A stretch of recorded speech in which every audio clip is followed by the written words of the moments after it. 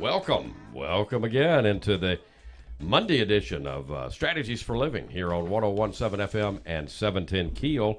I'm marriage and family therapist David McMillan. You are PLPC Carla McCormick, and you were right under the wire today. No, he's Ruben was ready. He was ready with his emergency music. That's right. Yeah. running in with my hair on fire music. You know Yeah. what? I was so antsy about it. I'm going to give him a little taste. little preview. Yeah, there you go. That's good. That's it. That's good rushing in music. Can I you think. see Carla? Can you see her coming in with her hair on fire? Folks, I was about 30 seconds too early. Oh man, I wish we could have gone with that. But okay, but save it for another day, Ruben. Sure. And, I always have it on the ready. yeah, and since you're on, our ace producer, the ace of the airwaves, keeping us flying high, low, and in between, Ruben Wright. Good evening, everyone. So let me ask both of you, do either of you know what mind mapping is? You know, I don't know what mind mapping is. Well, it's kind of secondary to what I want to talk about today because I actually have from an article from a site that I think is excellent called Mind Map Inspiration, and came across this weekend. And one of the articles that I want to focus on today is how to heighten your senses. But since this is from a mind mapping site, I want to spend a little bit of time talking about this wonderful way. Do you remember in school? I don't know if you did this. You're younger than Carla and I. But did you diagram sentences when do you know what that is? I think I remember doing that. Yeah. Do you? Okay, Yeah. and you definitely did. Yeah. For sure. That was a big thing, especially. That was a big Catholic school it thing. was a Catholic school thing. You diagram, diagram sentence. And it kind of, the mind mapping kind of reminds me a little bit of diagramming sentences. Anybody old enough to, to relate to that. But it's also creative. It's so creative. You can draw pictures. It's a diagram, but you visually organize information. And we'll talk a little bit about what it is and how important it is. Tell you the site that we're quoting from. But we're going to talk today about how to heighten your senses. These are strategies, and since we're strategies for living, and we've been talking about we've had several people. Last week, Ben Riggs. But we've had other people before that talk about, meditation and mindfulness. Right. Well, one of the ways that you can get there is to focus on heightened senses. So we'll talk about some of those strategies today, since we are strategies for living. What do you think? Since we are. Yeah. No, it sounds interesting. We talk about mindfulness every day. Yeah, we do in one way, shape, or form. Folks, thank you for tuning into Strategies for Living. We're presented today, as we are every day, by CADA, the Council on Alcoholism and Drug Abuse of Northwest Louisiana. They've been helping individuals and families for 60 years now. We're also brought to you by Milestones Counseling Center, by Jerry Anderson, State Farm Insurance, by Learning RX, by Highland Place Rehab and Nursing Center, by Jacob's Well Inspirational Books and Gifts, and by Resilient House. We will be back to talk a little bit about mind mapping and talk about how to heighten your senses. When Strategies continues, stay with us.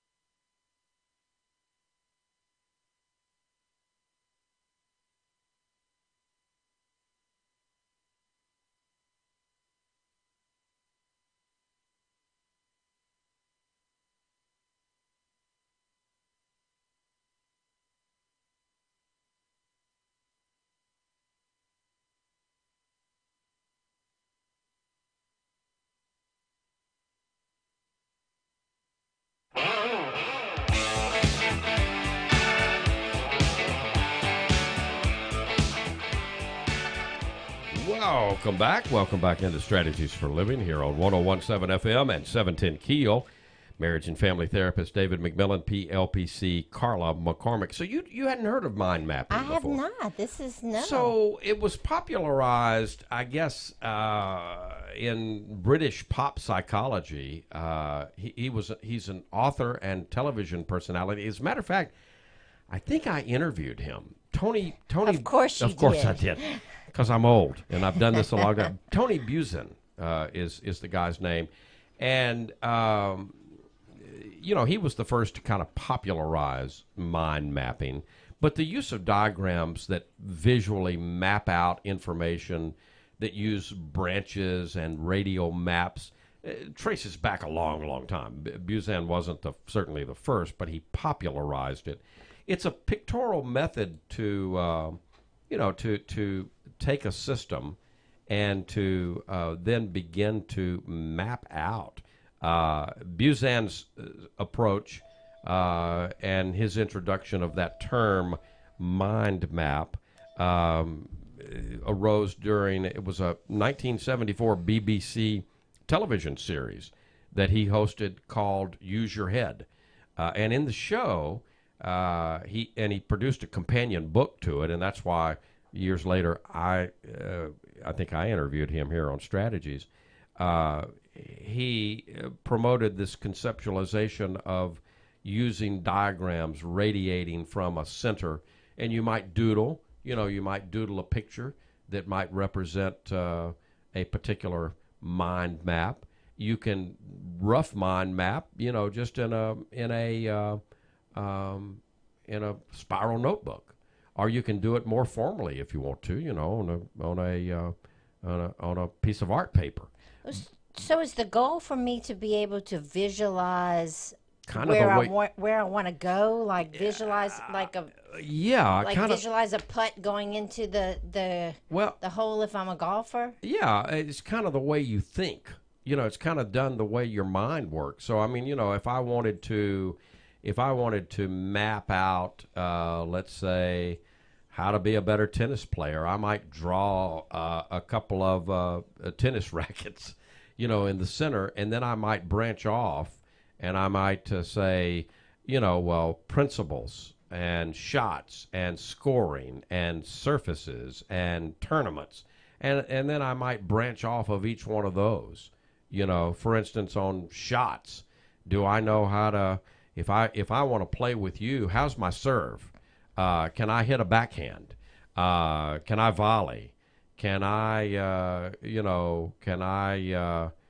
do a drop shot? That'll get Carla every time if you play with her. Just do those drop shots. Yeah.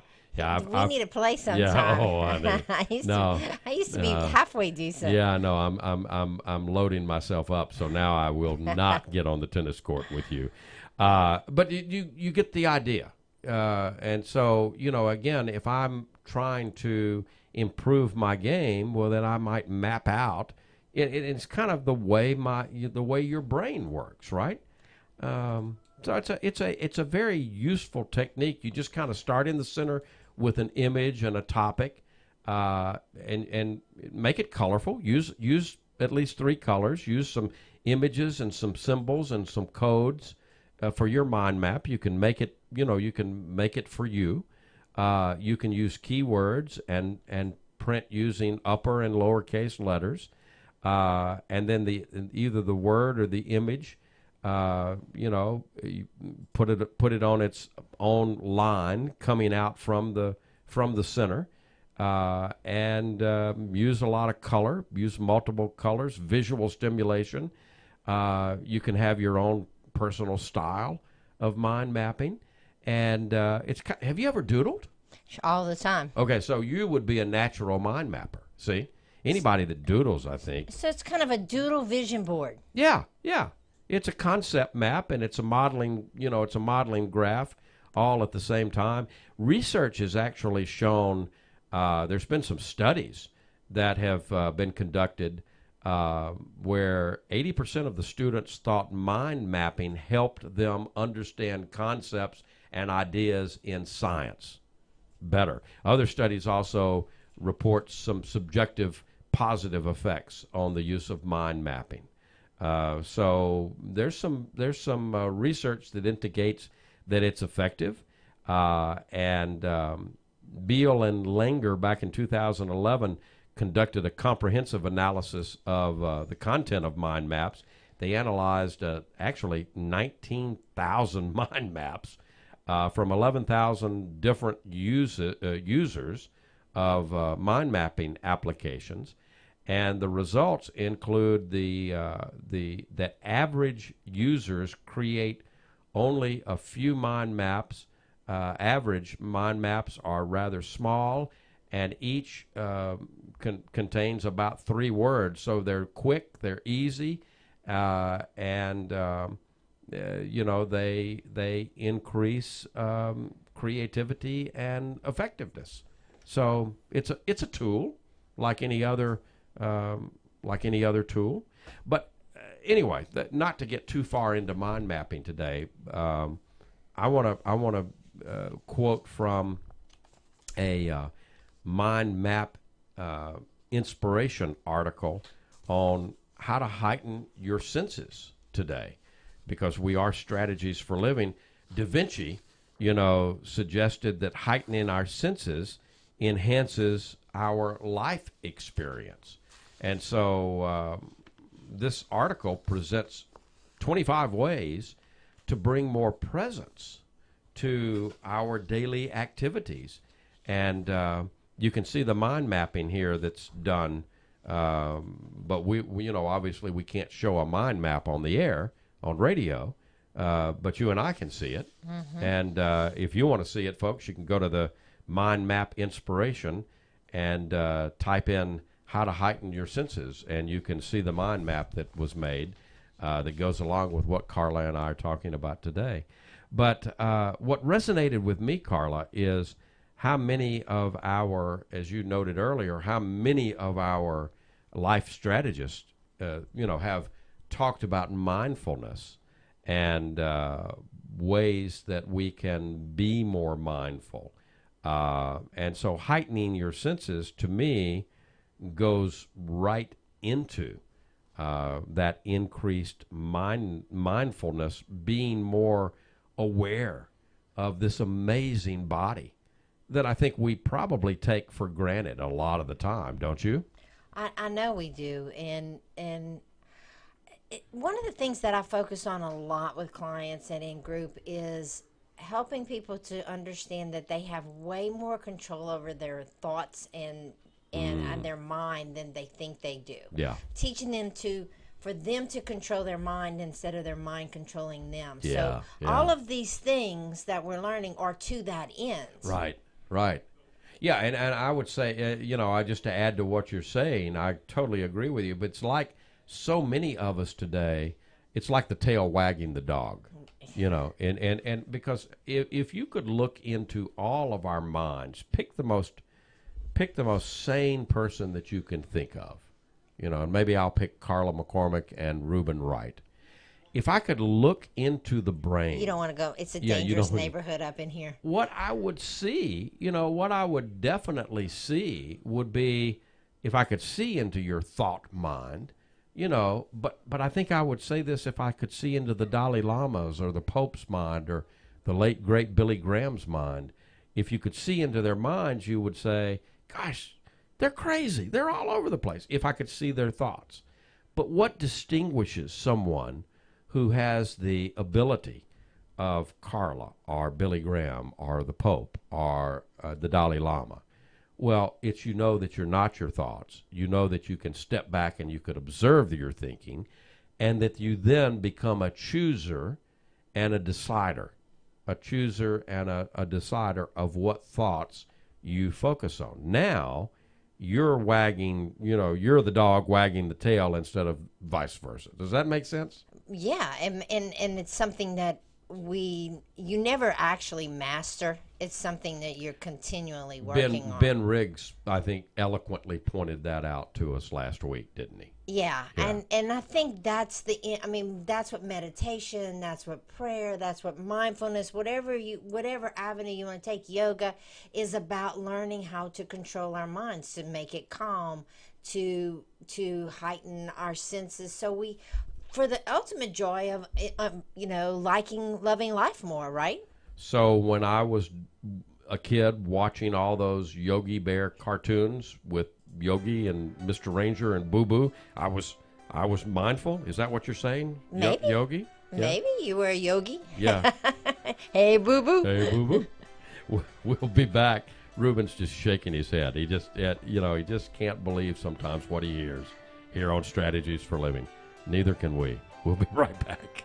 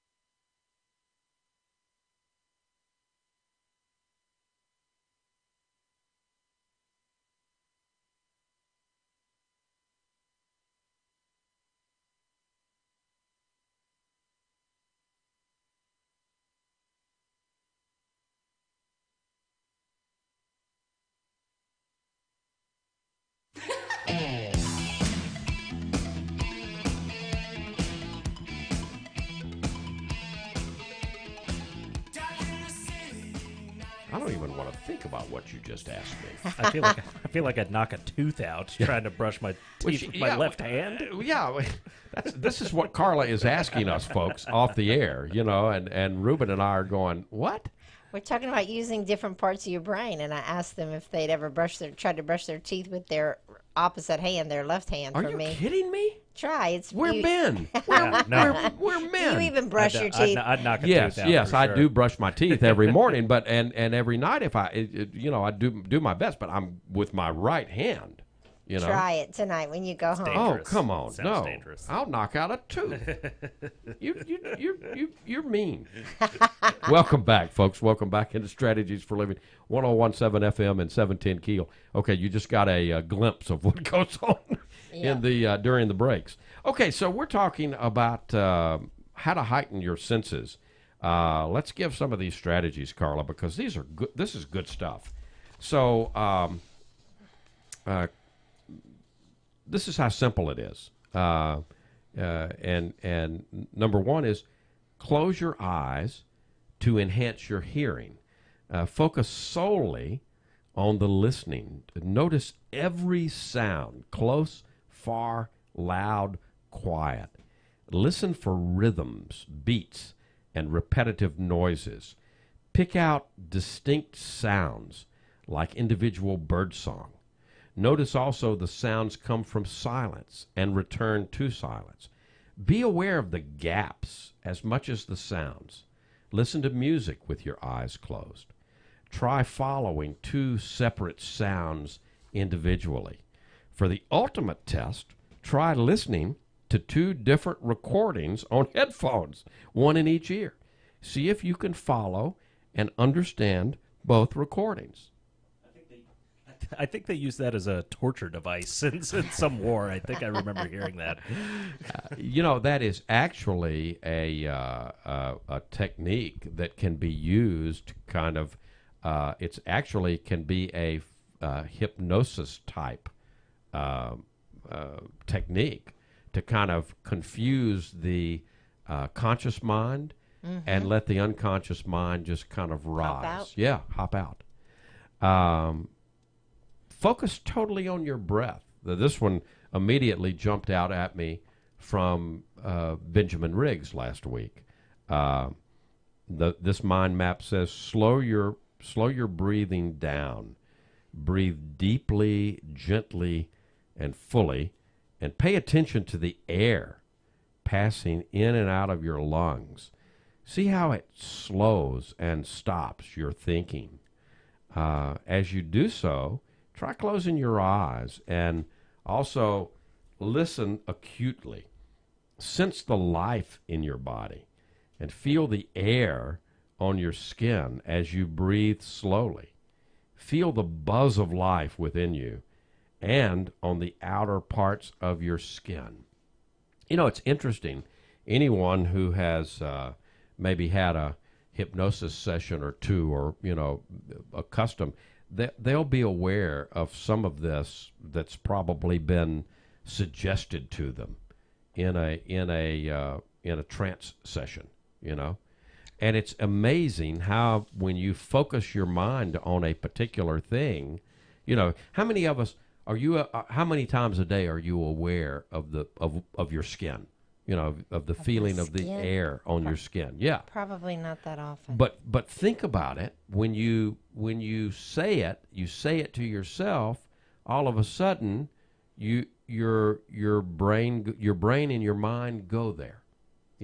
Breathing the air, focusing in on the breath, focusing in on the lungs, expanding and contracting. I actually do this several times a day. Do you? Just and maybe not to this degree, but I'll actually stop and take a few deep breaths and kind of breathe in calm and breathe out frustration. Yeah. Breathe in joy or happiness. What difference does that make? What have you found since you've been doing that? How long have you been doing that practice? Probably about a year and a half now.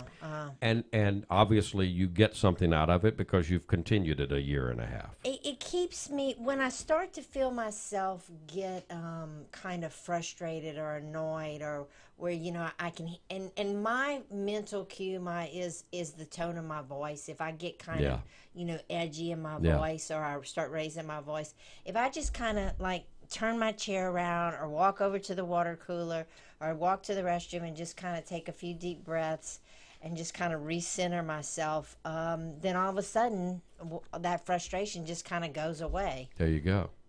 Here's number 3. Pinpoint experiences such as eating. Concentrate on taste.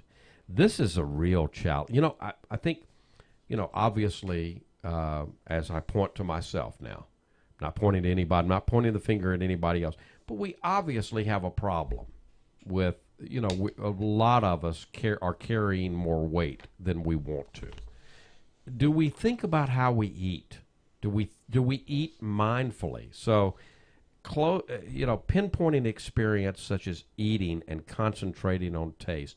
Closing your eyes can help you detect and enhance specific experiences.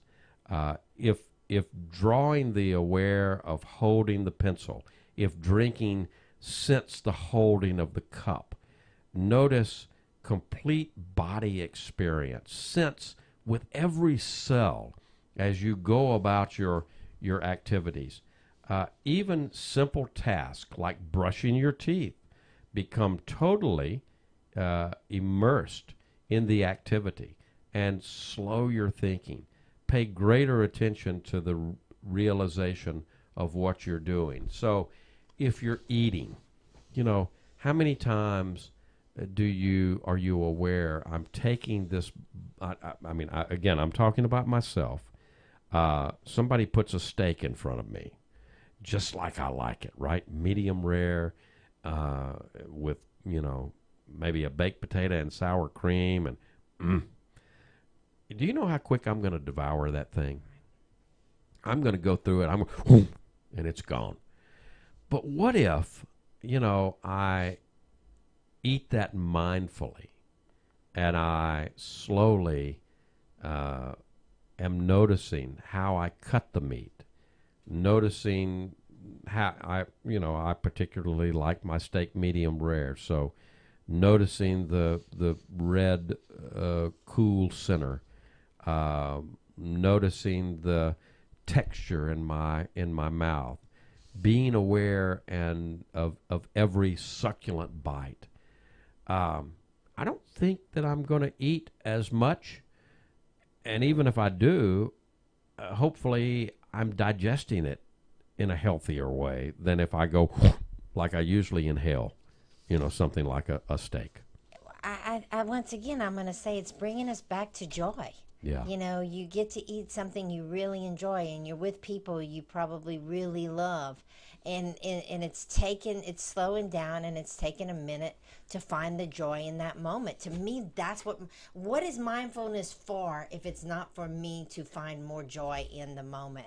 Remember we had that other author who did a chocolate meditation? Oh yeah. You that's loved what that reminds me of. Yeah, we'll have to pull that back out. Yeah, that was one of your favorite deals. I keep going back to it. Yeah, I need to have a chocolate meditation class. Exactly. I'd sign up for it. Okay, this is one that is going to make all of the bubbas out there say what? What? Listen to a plant, a tree, or a flower. A brilliant meditation and relaxation exercise is to simply sit with and listen to a plant, tree, or flower. Pay alert attention without analysis. Sense the life from the plant, the peace, the way it grows from silence and stillness. Sense its contentment at living. Notice the colors, shapes, and growth. Notice how the leaves grow in different directions without fighting each other, seeking out light and air. Imagine the roots. Sense the strength and how they intertwine with the planet. Imagine also the following question. Could I have made this? Marvel at the beauty. Isn't that great? I'm sorry for I didn't mean to insult bubbas out there. I love to be out in the woods. Bubbas, as you say. I pick on that because I have a brother named that. But those guys that are avid hunters or out in the woods, they like if you're with them, they'll be like, smell the mud, smell the tree, smell the way the water sounds, smells, or feel the velvety air, and so I think people who are avid outdoors people have an appreciation for some of these things naturally, or maybe somebody taught them. Yeah. Watch clouds drift and listen intently to bird song. Another great technique for silencing the mind and becoming relaxed. Watch the clouds. And who can't do this? Go outside, and if there are clouds in the sky, watch the clouds drift. and listen intently. Focus in, tune in to the birds singing, and sense the wind. Good stuff, isn't it? Well, I love all of this stuff, and people say, "Oh, I don't have time to do that." I mean, we're talking, 2 or 3 minutes of just kind of taking a break and giving your mind a chance to kind of relax and for you to enjoy the beauty that is this life. Yeah. Here's a good. This is a good. This is a great eye exercise. So look at a close object and then pick a distant one and alternate your focus back and forth. So alternating your focus. See how quickly your eyes. Pick two objects, one close, one far, and I'm getting a headache. and see how quickly your eyes can adjust to light and detail and sharpness, and how quickly it recognizes shapes and objects. Look all around rather than simply up and down, and slow your gaze. Drink in the surroundings and notice minute detail in objects. Good stuff, huh? I love all this Yeah. stuff. Here's one that any of us can do if we have a hand. Study your hand. Explore the detail. Explore the aging. My hand looks different now than it looked 10 years ago. And it certainly looks different than it looked 50 years ago. Same hand, but closely explore the detail in your hands. Sense the intricate marks and the scars and the lines and the hairs. Notice the aging, the browning, and the wrinkles. Sense the temporary nature of your skin and body.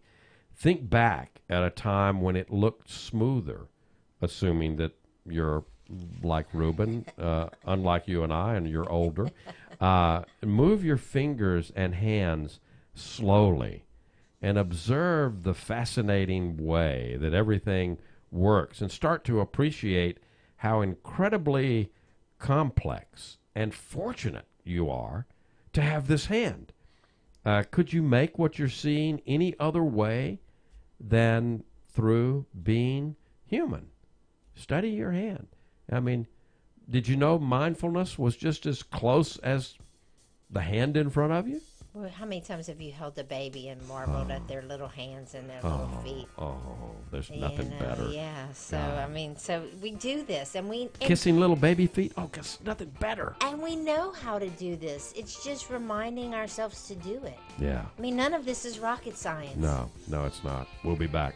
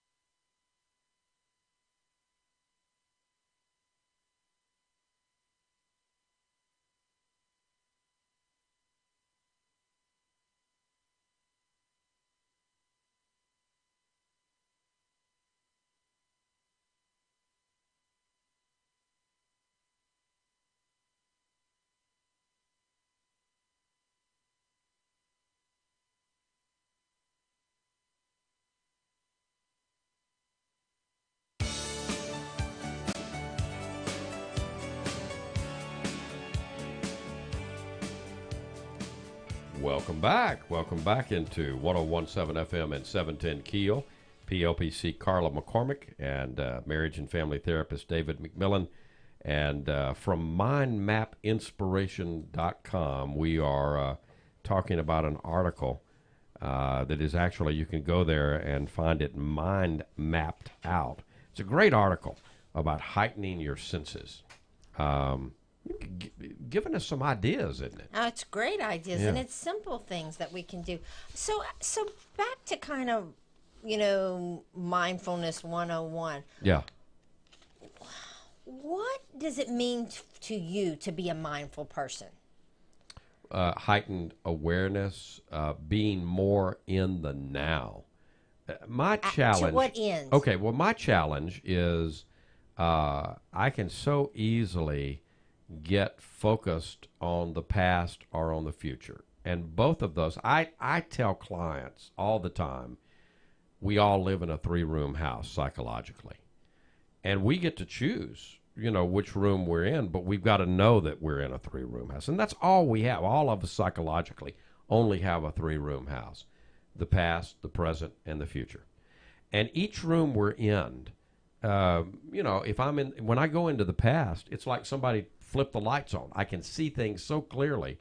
However, I will never change anything in there. Nothing will change. I mean, even if I see, well, it would be as simple as me moving this pin, and then this wouldn't happen, and this wouldn't happen, and then Reuben had an accident because of that, and he sued you and I for $35 million, and now he's running for president, and you and I are in the poorhouse, right? Eating beans and rice. Yeah. So so all I needed to do was move this pin, and none of that would have happened. I can see that clearly, but the pin will never move. Right. It may as well be in the past. That pin may as well weigh 100,000 tons because it's not going to move. So if I choose to stay in the past for too long, I'm going to get frustrated, angry, depressed. That's the shoulda, woulda, coulda. Yeah, all of that. With the future, it's like everything fills up with fog, and I can't see very clearly in front of me. And so I don't know if you've ever had the experience of driving, maybe in your own neighborhood, right where you are in heavy fog. How do you feel on the inside? Anxious. And that's exactly what happens if I'm in the future. Now, we live in a 3-room house, so we're going to use all 3 rooms. But here's the deal. We need to choose to be in the present 80% of the time and maybe use the past and the future divided up by 20%.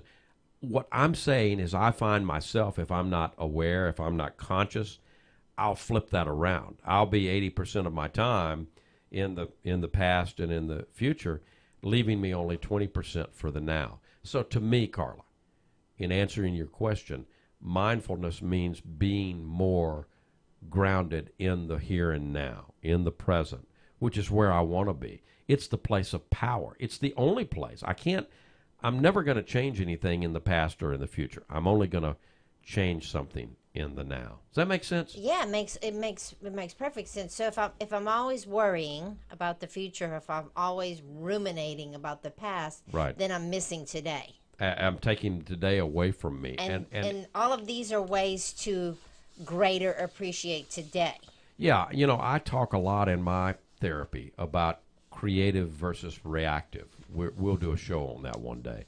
But I spend a lot of time talking about, creative, conscious choosing and cleaning. Being that's just another way of saying forgiveness. But it's intentional. It's conscious. And if I'm in a creative mode, you can't be creative and reactive, and we live in a very reactive world. We have a lot of reactivities in our family. We have a lot of reactivity all around us. So you're choosing every day, as am I, to wake up and deciding that today's going to be a good day, and deciding Absolutely. how you are going to feel, or at least try to feel. If nothing else, set an intent. Yes. I may not always get there, but if I set an intent to, be a particular place, be a particular way, and set that intention for the day, I'm certainly more likely to get there than not setting an intent. Well, if you wait to see if today, to see what happens and to see if today is going to be a good day or not, odds are that most Seems days to me, won't be. yeah, it seems to me it's kind of like the same thing we were talking about with the thoughts. It's like the tail wagging the dog. Do you want to be a creator or do you want to be a reactor? And in creative and reactive is the same word with the C moved.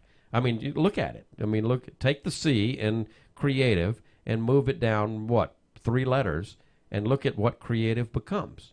It becomes reactive. And so you know, I talk about the continuum, because if you're in a reactive mode, then you know you're going to act and you're going to behave and you're going to be in the world a different way if you're making a creative, conscious, cognitive choice to live a creative life. Then I'm gonna show you a very different life from someone who is living reactively. Maybe we'll do a program on that, maybe even later this week, creative versus reactive. Well, I think that you know, people need to understand that all of this mindfulness, and because this comes up really often. What's the end game with being mindful, and why do I want to practice these things, and why does it matter? You know, how the water feels under my hand, or the air feels. You ever or the hold clouds? your, What? Because I'm getting more into the here and now. I'm getting more in touch. I'm present, and I'm getting more in touch with my life. You know, not letting someone else run or rule my life. I mean, how many of us really do, you know, stop and at the end of the day, can we say, how much did I do today that I did very intentionally, you know, that I did very much on purpose for me or for, you know, my loved ones, for someone around me. Well, and I can remember as a young mother with, you know, 2 very small kids, and being so busy and just hurrying up and doing this and and checking all these boxes. Yeah. And somewhere in there, I remember going to bed and thinking, I didn't even enjoy the girls today. Yeah. And then having to stop and make a conscious decision not to be that way. Yeah, and each day that you didn't enjoy the girls that day, there's no getting that day back. There's no getting their 400th day of life back. You'll never get that back. Well, you can experience the 401st day, but not the 400th day ever again. Well, and each day I don't give a compliment, or each day I don't enjoy, you know, the sunshine, or each day I don't enjoy my health, you know, because I wish that I was younger, or I wish I didn't have as many wrinkles, or I wish I was this, or I wish I was that. You know, I'm giving my joy away. We talk about that a lot, you know, giving our joy away. Yeah. What does that mean? I think for me it's important for us to not talk in abstracts. Like, what does mindfulness mean, and what can it do for me? Yeah. You're selling it. You're selling it. You're saying, you know, this makes sense, and this is why this makes sense. And you know, I'm so glad you're saying this, Carl, because that's, you know, again, we're strategies for a living, and that's one of the things this program. I'm not saying we always get there, but we shoot for, you know, let's look at real world things. I mean, like the next one on this list, for instance.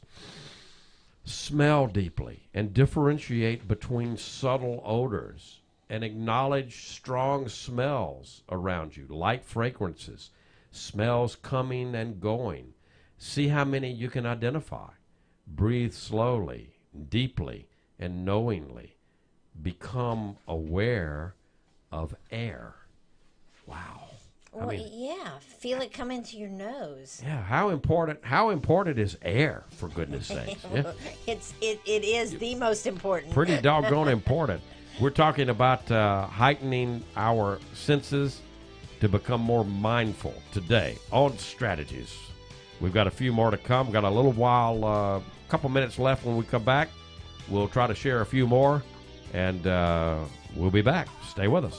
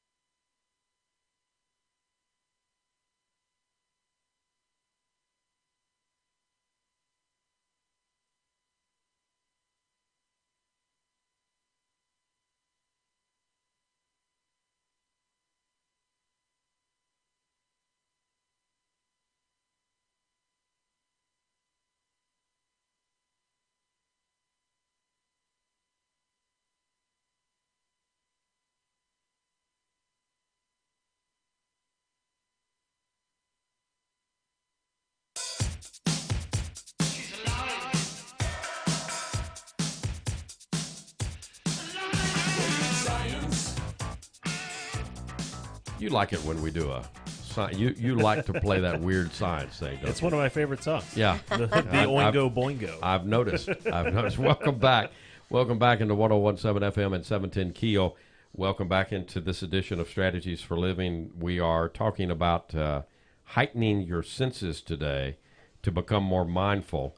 And we've talked about mind mapping inspiration. And you can go to mindmappinspiration.com, or rather mindmapinspiration.com.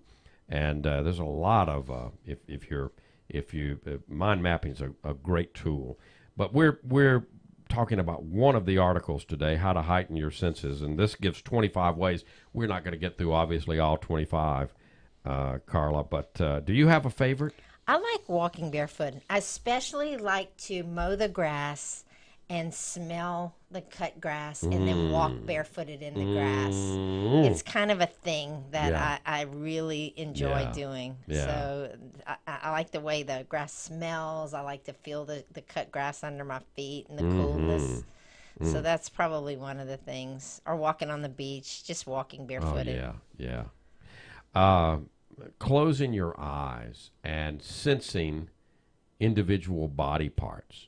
Close your eyes and think around your body and name a specific part and then focus in on that part. I mean, let your mind go to whatever part. It could be your foot. It could be makes your me hand. itch. Could you're scratching your forehead. So were you thinking about your I was forehead? thinking about my hair. Okay, there you go. Close your eyes and pass your hands through water. Notice the strength in water, the heat or coolness, and sense the ripples and the waves. Watch water. Observe the way it moves, the way it rises and falls and calms into stillness. Observe also flotation and how we're waterproof. Remember, we're 75% water. So remember also to drink plenty of water. And then the next one is drink and focus solely on the drinking. So you may, take a nice cold glass of ice water. And that's especially good for right now when it's 107 in the shade. And sense the liquid, taste it, notice the fullness, notice it going down, be present. You could do this with water. You could do it with a cup of coffee, whatever. Isn't this great? I love this. Is getting in touch with your childlike wonder. Absolutely. Good stuff. Folks, thank you for listening to Strategies for Living today. We've been presented by CADA, by Jerry Anderson State Farm Insurance, by Learning RX, by Highland Place Rehab and Nursing Center, by Jacob's Well Inspirational Books and Gifts, and by Resilient House. If today were the last day of your life, you only had one more phone call that you could make, who would you call? What would you say? And why are you waiting? Make the call. For Carla McCormick and for Reuben Wright, I'm David McMillan. See you next time here on Strategies for Living. Right side